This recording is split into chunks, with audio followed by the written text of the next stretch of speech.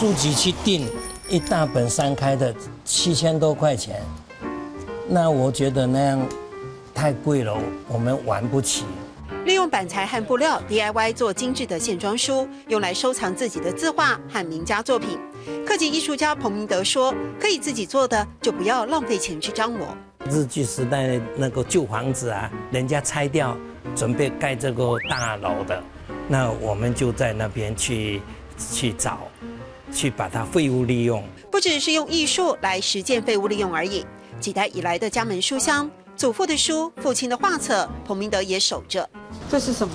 四书五经啊，古书啊，你还不看人传下来的，大家厚厚的通下。啊，这是家人传下来的，值得好好珍惜，对不对？对。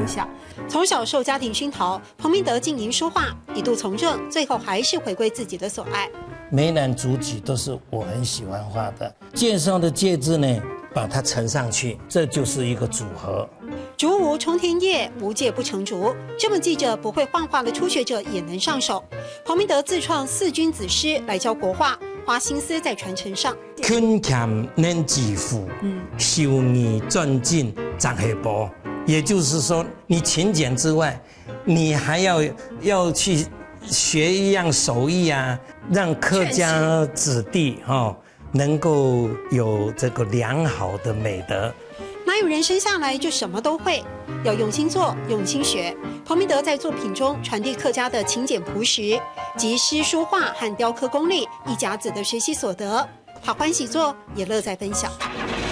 一係木卡尼傳下來嘅，特地好好通曉。一係木卡尼傳下來嘅，特地好好通曉。謝謝宗宇老師。